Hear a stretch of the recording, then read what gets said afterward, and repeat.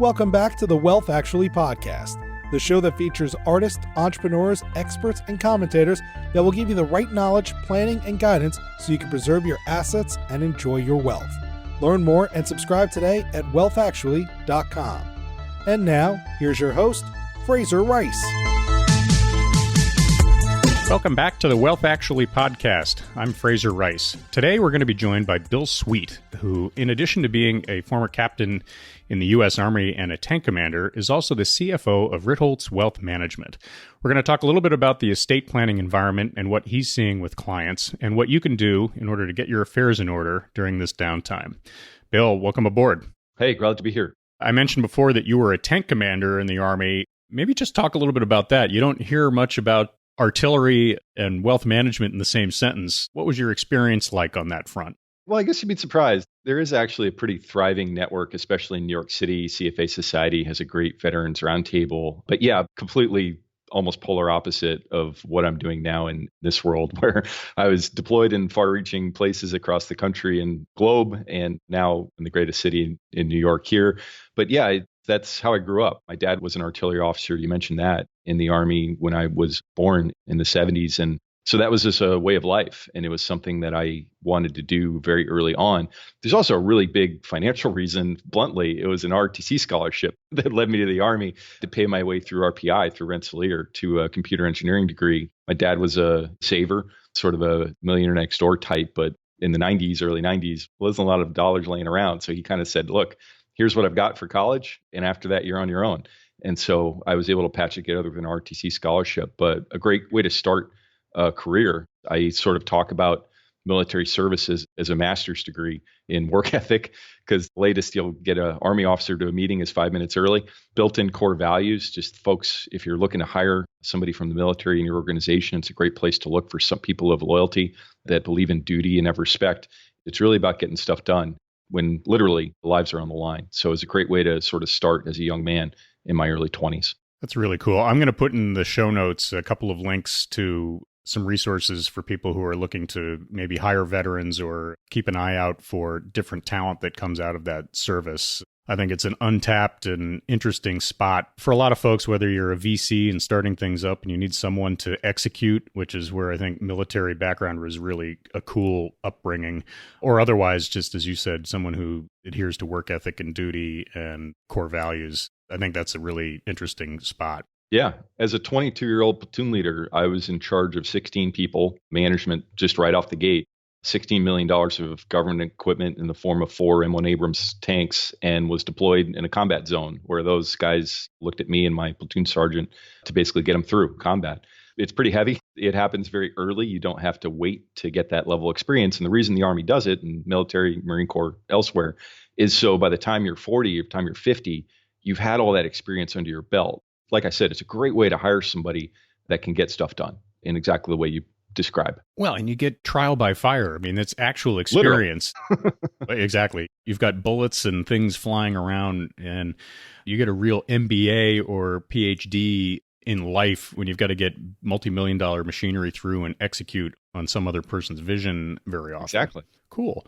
Well, back to the other warfare, which is how do you help your clients through not only a pandemic, but also just craziness in the markets, volatility, extremely low interest rates. Before we head off into the estate planning world, which is where I think you and I both know a little bit more on the topic than maybe trying to guess where things are going to go from an investment perspective, what are your clients seeing at the moment? What are they worried about? Maybe a better way to put it is, what are the couple of questions that you hear the most often?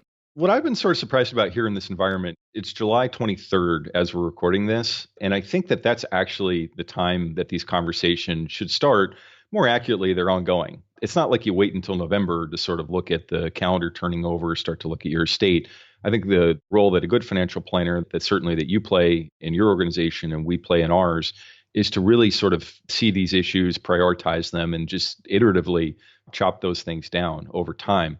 I want to quote you something that a great author, a great thinker of our time wrote. Is someone who's asking on Twitter about advisors who have their EA. It's an enrolled agent designation with the IRS, and has it been beneficial? And the answer was, I think that could surpass the CFP in terms of importance, because behavioral coaching is one thing, but individual tax advice is where the actual alpha is, in my opinion. Do you have any idea who said that, those words? I don't know. It would be something that I would be proud to have said if it was me. It was, in fact. Oh, that's great.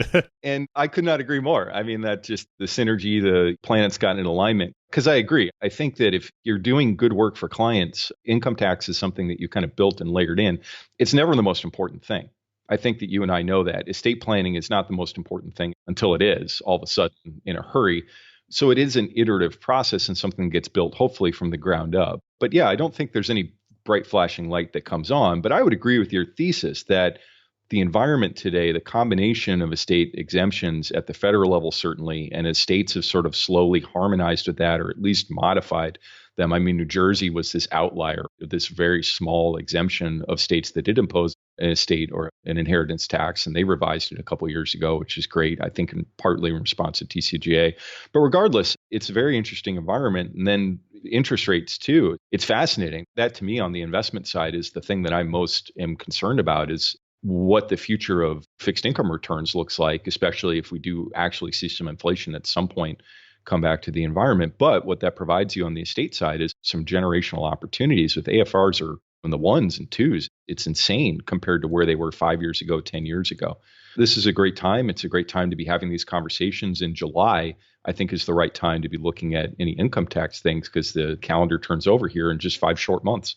No question about it. I'm going to sort of rehash a little bit of what you unveiled for us as far as attributes that are interesting. Again, low interest rates, high exemptions from gift and estate tax, the concept that there is sometimes harmony or disharmony between state estate tax regimes and federal income tax regimes, which is a big deal in New York, Huge. As I tell people. And also, I think the concept that states and municipalities are going to be starved for revenue. And as we flip the page going into 2021, I tell people who are tri-state area residents in California and Illinois that there is going to be a shortfall and taxes are going to have to come up and services are going to have to go down. And that's got to come from somewhere. And you've just got this interesting window right now where there's a little bit of certainty into what you can take advantage of. And that certainty may go away very quickly and as quickly as November, with what I would describe as probably a binary outcome as far as the election's concerned.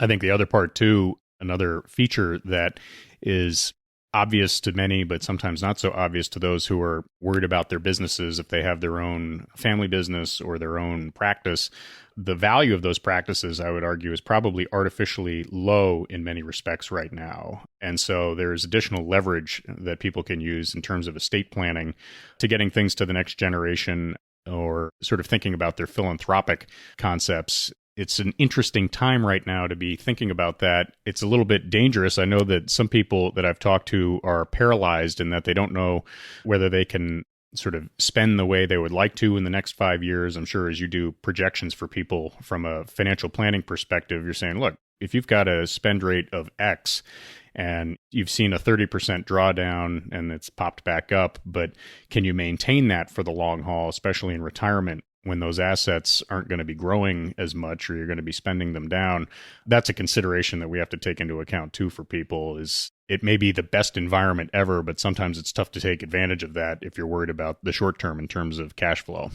Absolutely. And cannot overemphasize the sort of struggle that a lot of businesses are having. One client comes to mind in our sphere, travel and events business, and they're not expecting any revenue until mid 2021 right now, just because that's where they are. And that obviously affects them, that affects their employees, affects that entire industry. And there are a lot of people out there that are hurting. So it is a strange time, just big picture. But I think it is the role of the financial planner, the role of the wealth manager, the role of the estate planning attorney, frankly, to sort of look at the landscape as it exists and figure out how can I give advice at a fiduciary level to this client to help them take advantage of it, especially if, as you say, the business has taken a hit in evaluation, if they've received a hit in revenue or whatever factor might be in play. You work for I'd say a really well-regarded RIA, and Thank you. You touch a lot of different portions of people's financial lives. Maybe talk a little bit about how you intersect with other advisors, whether lawyers, accountants, et cetera. And what's making me think about this is we've just sort of laid out why it's interesting, estate planning, other financial planning, income tax planning, why it's really key to get this going now. One of my thoughts is that certainly once Labor Day hits, but especially once October hits, there is going to be a huge crush of interest in quote unquote getting stuff done. And I think the advisors, certainly the accountants, very much so the lawyers, and even more so the financial institutions are going to be crushed in a way that, in my opinion, that I will have not seen since 2012, which was the last big crush that ACA. I can remember.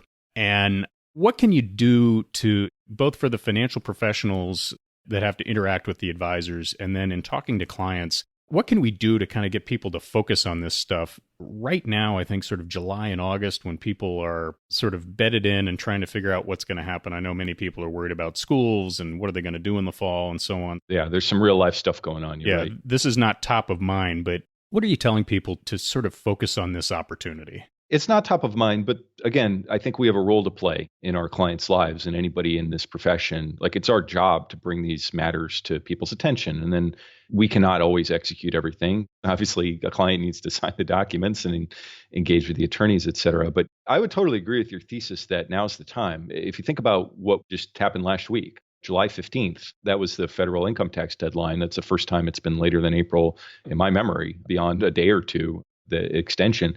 So your accountants are just sort of getting over that deadline, and just it's human nature, no matter how professional your accounting firm is, your CPA is, they had a lot of work to do last week. But now there's this lapse between now and September when the corporate extensions are due, and then October when the extensions are due from July, really now, but typically April. So yeah, now's the time. So again, I think the role that a good wealth manager does is, for us anyway, where we don't have all these services in-house. We have clients in 38 states, I believe, 35 states, somewhere in that neighborhood. And I cannot pretend to be an expert in the California example income tax code. So we do work with a lot of outside accountants, CPAs, attorneys. Typically, our clients are bringing those into the relationship. And it's my job as the person who thinks about income tax to really get ahead of that side. And so just a couple of anecdotal examples, like one client, they're going to be turning 72 here in about 4 years. And the conversation that we just had last week was about Roth IRA conversions. One of the concepts I like to bring up this time of year is filling up lower tax brackets. And again, back to your point from before, which I think is a really good one. If you're running a business or if you're receiving investment income, this is a really interesting year if you have some carry forward losses or something else of that nature to potentially use that asset, either a carry forward loss, maybe some losses that were realized in March and April. We have a system that does that algorithmically, or a business side. I think that this is an interesting time that we could have this sort of gap or this lower income that does tie into not just income, but obviously estate tax planning too. But I think the primary thing to do as a wealth manager, if you're in that role, is just to get the troops together, get the rodeo together, put a date on the calendar for next week. I want to take a look at this. I want to discuss this, and then start prioritizing and delegating. Because absent that, I think you're right. I think this is an environment, and especially with some real world stuff going on with people's lives, where that might not be on the top of the client's radar. But it's your role as a professional to bring that up and to begin moving in that direction. So one of the things that I deal with on I'd almost say an hourly basis is the concept of sort of jurisdictional arbitrage. I work with a trust company that's based in Tennessee. There's no state income tax. That's my background going back in time. And at the larger estate tax level, there's lots of different things you can do to save on different state taxes. Harkening back a little bit, and this isn't necessarily anything for the super rich, but I think a lot of people are starting to think about the work from home concept. And am I, as someone who was sort of stuck in Westchester County or Fairfield or somewhere else, do I really want to be paying New York City taxes? Or do I want to be... No, no one does. It's an extra 4+%. It is. And probably going up. And I'm sure people are starting to think about the concept of arranging their affairs in such a way that they can either take advantage of different opportunities or otherwise try to avoid onerous concepts.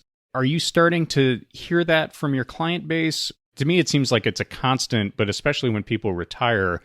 But I predict that we're going to see a lot more interest in that for people who are in the middle of their careers right now and are starting to arrange their affairs to work from home. And my cautionary tale to most people, especially in New York, is that they will find a way to try to dig their claws into you. Oh, sure. California more than anyone else. Oh, big time. And it's my other thesis that you've got time right now to, I wouldn't say arrange your affairs for 2020, but if you're thinking longer term thoughts, this might be the time to arrange your affairs for 2021. I totally agree. And there's a draft email in my box. I just pulled it up from a client who asked a question along these lines last night. So, yes, I think smart people are thinking about this. In the age of COVID here in these last 4 months, what does it mean to have an office in New York City versus, let's say, Nevada or Tennessee was the example that you used? And especially if you are mobile, if you have the ability to pick up routes, just to sort of lay it out, top marginal tax rate. So this is a client expecting to sell a business at some point in the next 5 to 6 years,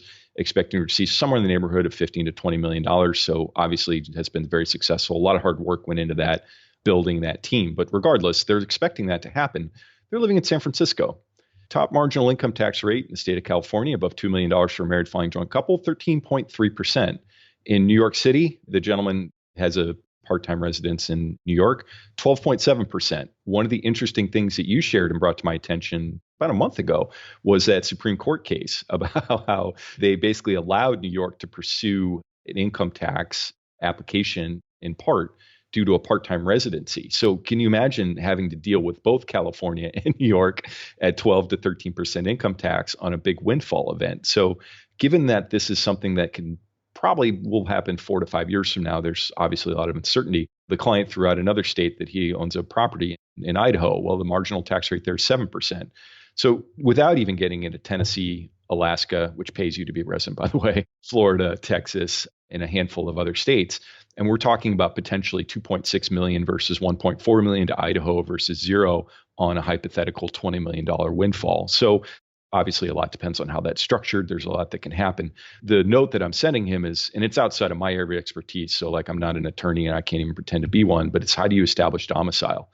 And you know what that word means. But I think the average American really doesn't. Most people think if you just change your voter registration, change my license, I'm good to go. I'm a resident of Florida. Not really. A lot depends on the facts and circumstances. And very confusingly, back to that New York State Supreme Court case, each state has their own rules as far as what that means, and it's very much subject to interpretation in front of a judge. So I think that's a great thing to think about, especially for folks that are mobile, that have that ability, but it's a lot more complex than it might seem. And you and I are both aware of tax court cases of California, I think in particular comes to mind, of them clawing back after somebody moves, sort of claiming that the business was built in California, looking at credit card statements where somebody's buying their coffee. I mean, that level of surveillance. In the age of COVID, I hate to bring this sort of stuff up, but in the age of contact tracing, I think information, data like that is only becoming more and more available. So if you're not actually willing to move, pick up the books, move the kids, enroll in a new school, and the whole shebang, I would tread very lightly in this arena.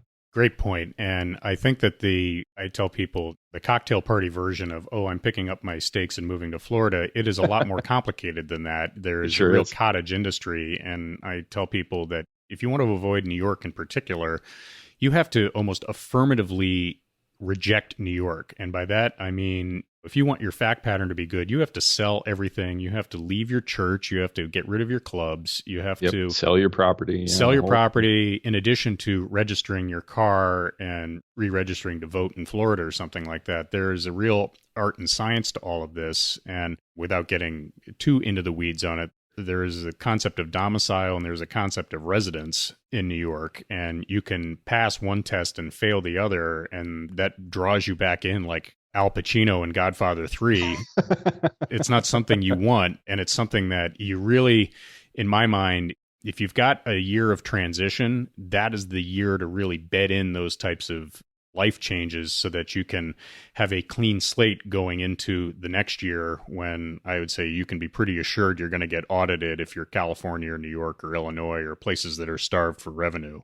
Exactly. I was going to circle back to your operating thesis from before, which is states are going to be hurting here for the foreseeable future, 2-3 years. And it's not just the hole that they've dug, but it's the ongoing pressure. My wife's a public school teacher, and they're talking, they need to shell out $1 to $2 million in protective equipment to sort of make sure that the kids and students coming back to school are going to be able to be safe. No idea where that money's coming from. No clue. Not even a scratch on the surface yet, because they're not even sure if they're going to be open here in 2 months, which is just wild that we're still having these conversations today, unfortunately.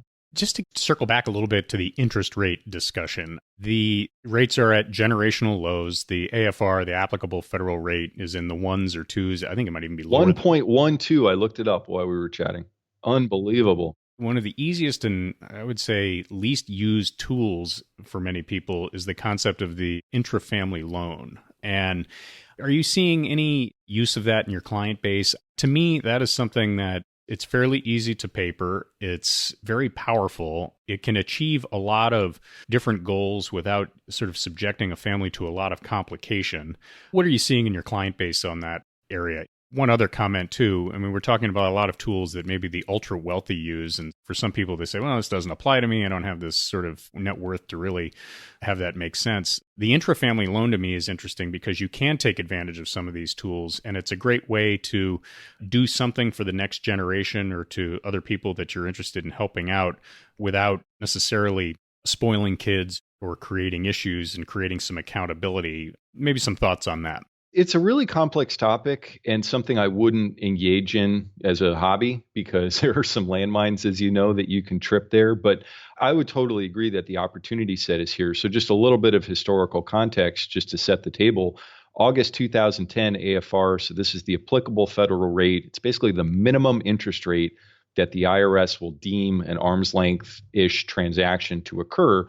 If you're below this interest rate, the IRS can come in and say, look, this is actually a gift. And so to your point about family transfers or family loans, there's a very specific set of circumstances that differentiates a gift versus a loan. And to avoid gift tax consequences and other sort of conditions, it's best to use this function. I think it's too like a long-term proposition. So the clients that I'm thinking of that have used this, they're usually thinking their children are young. There's a trust structure set up. One generation is allowing the loan to occur from one party to the next. And what that does is it just allows for that generational wealth transfer to happen and potentially shield future estate taxes. That's generally the concept that we've deployed it in. But yeah, AFR at 3.9% in August of 2010. In August of 2017, even recently 2.6. So to see that get cut in half here in about 2 years is completely, I don't know if it's unprecedented actually, because interest rates have been dropping, as you know, since 1980, sort of stepped down. So we'll see. I'd be shocked if they go very much lower. But it's a complicated topic, but I think it's an interesting one. And to your point, I mean, we've had the conversation here twice with the client that I'm thinking of potentially refinancing those things, because as we've seen the interest rate sort of tick down, and the cost structure works in such a way that's deductible on one party, but it's an income to the other, that the lower that number is, the easier it is to manage those payments, especially if it's an amortized loan. So big opportunity there, and something, especially if you're concerned about those estate taxes, I think they're much more onerous typically at the state level. If your state does impose it, awesome tool to mitigate the impact of that in the future. And again, just to reiterate, there's a lot of people who are concerned about giving money away to the next generation and creating trust fund kids and problem children and things like that. The idea of having a loan that the kids are responsible for, even with a low interest rate like that, I think can set the table well for future good habits. Agree. And so you're killing two birds with one stone. You're taking advantage of potential estate tax savings and other sort of tax mitigation, but you're also creating a good practice for your next generation when you're able to take advantage of those types of skills.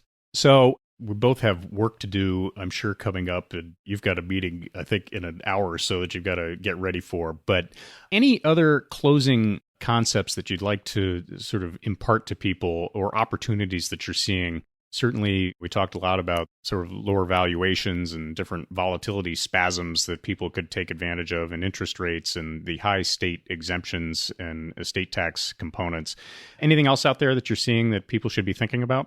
No big sort of topics. I think, again, the role of a financial planner, wealth manager is an ongoing iterative process. I think that the thing that I've sort of come around to, and I've been counseling a lot of our folks on, is how important maintenance is. So I think we all have, in some degree, shiny object syndrome, where it's very exciting to put together a plan like this, or like a Roth IRA conversion plan, or maybe we're going to figure out how to diversify out of low basis securities in a concentrated position.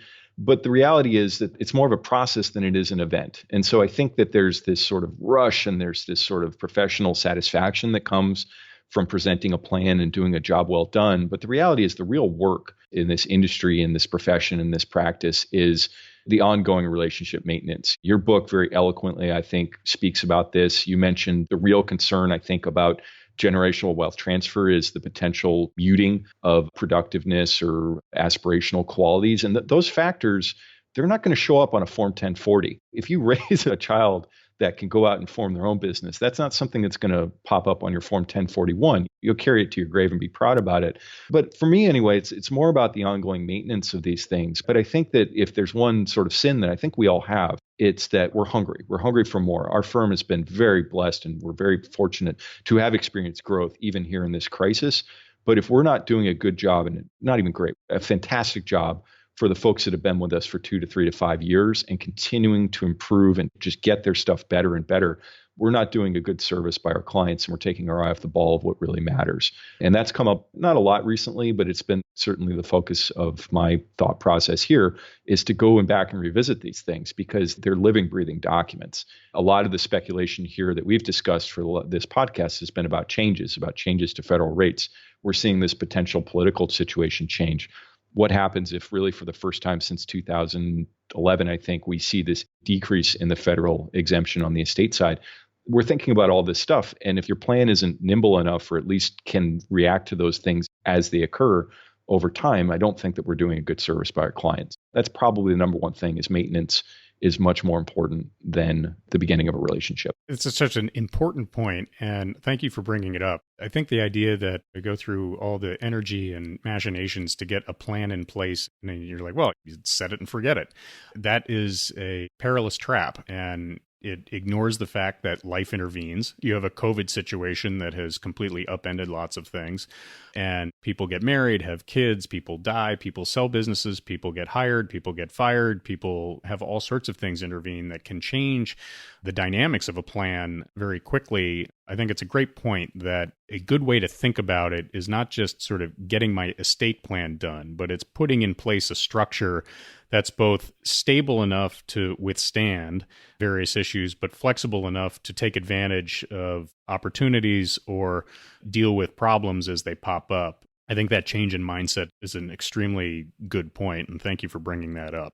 Something that sometimes we forget as advisors, you start nerding out and taking advantage of tools, and we solve this problem and on to the next thing. It's very human. And again, from your book, you wrote about this, that the skills and the talent and sometimes luck, a lot of times luck, that goes into forming and founding a business that builds wealth, the skills and the talent and the expertise that's necessary for maintaining that is a very different skill set. And it's not to say it can't be learned, but I think stereotypically people think if they've done something once, they can do anything well. In the upper echelon of success, we're talking about usually very, very successful people that we're working with and fortunate to work with, frankly, that we have something to bring to the table. And I think the diligence part of it, the military stuff you mentioned at the onset, just that cycle of you got to wake up every morning and do your PT, because if you don't and you start atrophying, if you apply that in some way conceptually to the financial planning, wealth management, estate planning process, you're doing a better service to your client than the best wealth manager out there. Process over skill. And just one final point. I think it goes to the concept of selecting good advisors who have that sort of ongoing maintenance component. And people ask me, who's a good lawyer to talk to, or an accountant or financial advisor? I usually someone who gives 3 different people in each of those roles for people to interview and have a nice fit. But many times, I think the thing that really surfaces in terms of quality are the people who are on top of things and who are, as you said, maintaining a long-term relationship. Success in many times is playing long-term games with long-term people and employing patience and sort of, I would agree, a longer arc to planning as opposed to the latest sort of glitzy transaction or tactic.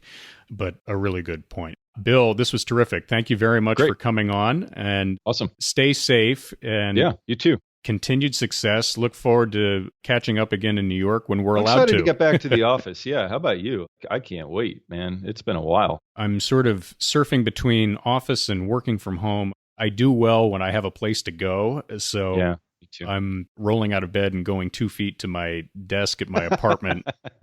Has some benefits, but it also, the lines blur, and that's probably not too good for me. We will beat this thing. There's no doubt about it. In my mind, we've overcome a lot here as a nation, as a people. But I think here 4 months in, I'm looking forward to being on the other side today. Terrific. I hope we get there soon. Good. Hallelujah. Bill, take care. Amen. Thank you for listening to this episode of Wealth Actually, hosted by Fraser Rice, author of the book Wealth Actually and a leading private wealth manager. Head on over to wealthactually.com where you can subscribe to this podcast, get your own copy of the Wealth Actually book, and connect with Fraser directly. We'll see you next time on Wealth Actually.